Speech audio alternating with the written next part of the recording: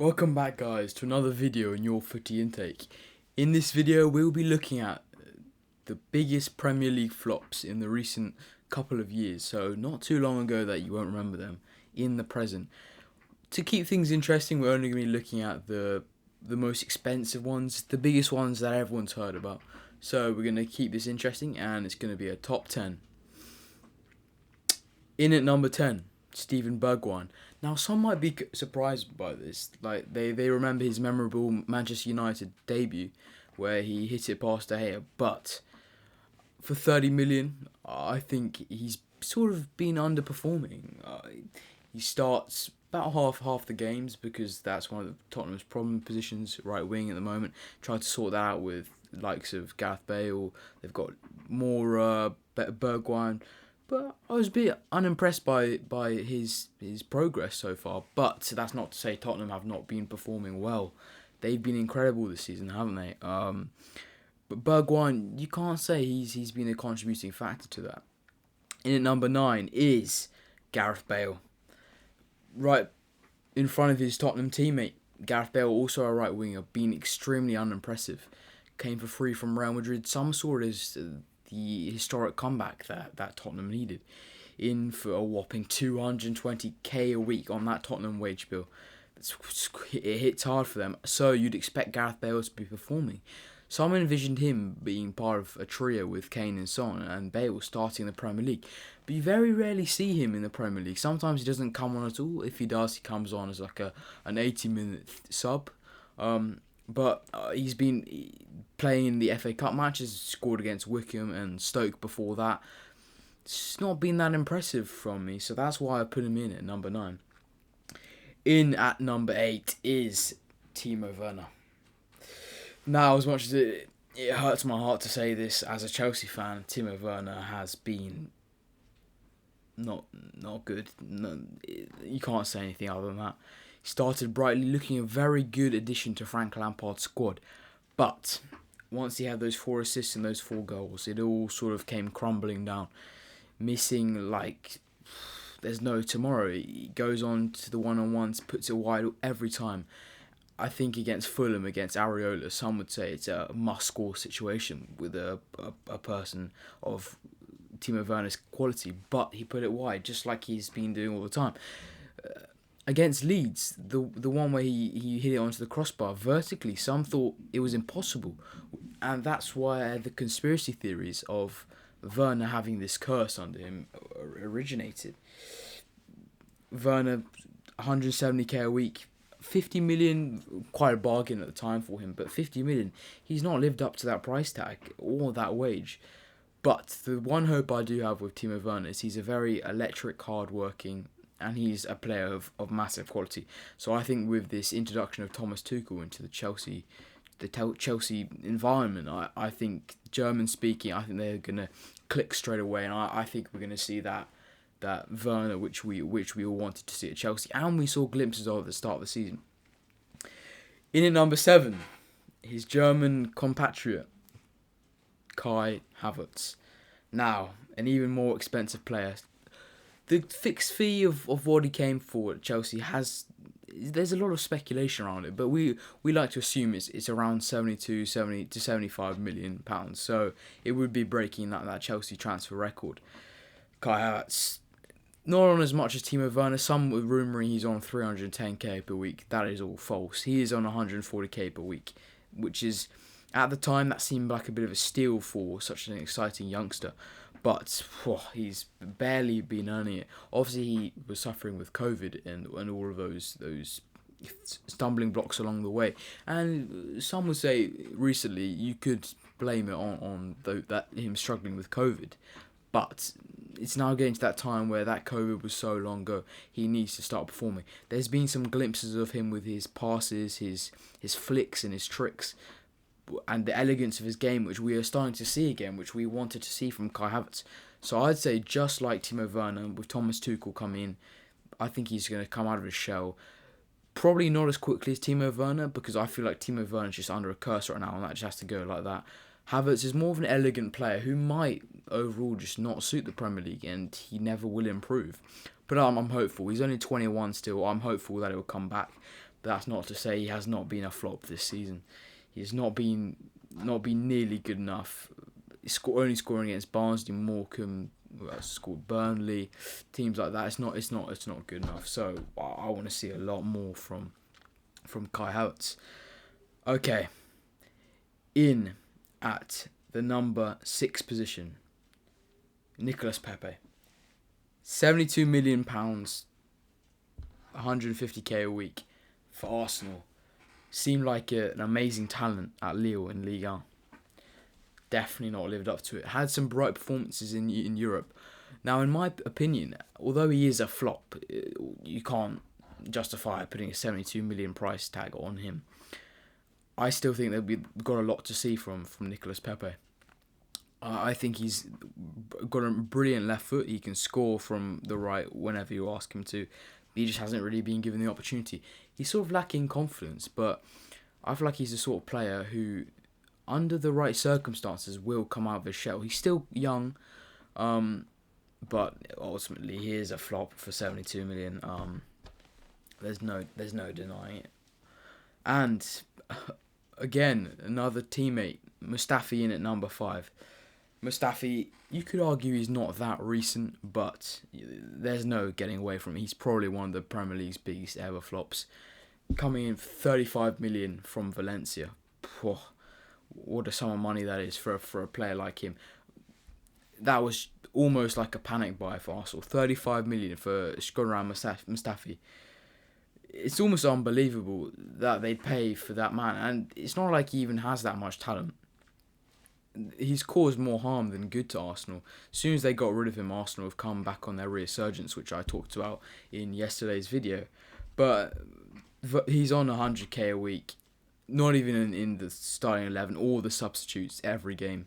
He's a reserve for Arsenal. He has to go. And I wouldn't be surprised if I see him going into the Bundesliga in the summer. Wouldn't be surprised at all. In at number 4, another Arsenal player. It is Willian. From Chelsea in the summer. 220k per week. What a massive contract for a 32-year-old. I never thought I'd ever see those numbers being put on the plate for him. Chelsea were refusing to give him another year on the contract. Said he could keep his current contract. Another one of those. Arsenal just, I don't know what was going on in their heads when they made that. He started well against Fulham. He got a couple of assists, I think. Since then, hasn't been playing at all. Only time you'd ever see him is against a relegation side, because Arsenal at the moment, they just can't afford to lose that form that they're in. Willian, just another tax on that wage bill, which, by the way, is Arsenal. I never thought it, but it's one of the biggest in the Premier League. It's bigger than Chelsea's by a long way. 220k for Willian. Aubameyang's on 380k a week. He's been awful recently, but I couldn't put him on this list because of what he's done the last 2 years for Arsenal. But Lacazette, like 170 million k a week. It's incredible, but that's besides the point. So Willian in at number 4 for biggest flop. In at number 3, this is where we get into the big flops. This is where it gets disgraceful. Joelinton. Now, hear me out. Although he might not seem like one of these big flops we've seen recently, when you look at that price tag of £40 million, 90k a week, you got to put him in there. Joelinton, what's he offered? It's unbelievable how he can do that to such a struggling Newcastle side. Obviously, they've got all the problems with Steve Bruce at the moment. Want him out. But Newcastle, they signed him when they just stayed up. They needed him to do well. 40 million. I imagine that was most of their transfer budget for that year. And what's he done? He's probably given them 10 goals or something silly like that. I don't know the statistic, but someone put it in the comments. But I almost feel bad for Newcastle spending that money on him. It's heartbreaking to see. Had they put that 40 million to another class player, it could be a whole different story for Newcastle, even though they didn't get the takeover that they wanted. But he does come in on the podium in third, the bronze medal. I'm not sure he'd be wanting to accept that, though. In at number 2, Another Chelsea player. This is becoming a common theme. Danny Drinkwater. On loan in Turkey at the moment. I don't even know if he's going to play. It looks like a completely changed man. 100k per week for Danny Drinkwater. Some unbelievable sum of money, like 40 million, 35 million. From Leicester when they were doing so well when they won that title. Looked like an incredible midfielder. And he's given nothing to Chelsea. Nothing to Chelsea. He gave that one memorable goal when he whipped it into the top right corner. Since then, he's been on loan at Aston Villa and Burnley. Don't think he even played at all. It's a sad story, and it's probably top 10 Premier League flops of all time. 100k per week for him to go and play in Turkey. It's also, I almost feel bad for Chelsea and Arsenal. These teams. All of the biggest flops that you hear about these days are coming from Chelsea or Arsenal. I don't know what the common theme is, but I almost feel like it's a panic buy. They unnecessarily spend big sums of money, both Chelsea and Arsenal, as much as it hurts me to say it. But it's unbelievable. So, Danny Drinkwater, he takes the number 2 position. In at number 1, I'm sure this is non-negotiable. I don't care what anyone has to say about this one. I'm a Chelsea fan, and I still think this. The gold medal goes to Kepa Arrizabalaga. 72 million, a club record at the time, 150k per week to do what he's done. He's caused so much havoc at Chelsea.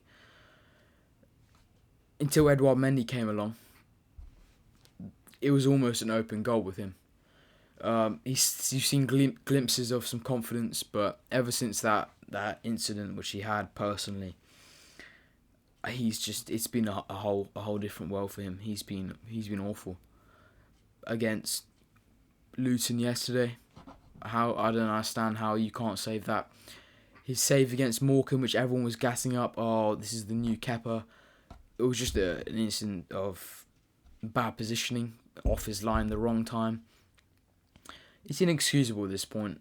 Either I think he needs to go on loan, because to pay out that contract of his is unbelievable sum of money.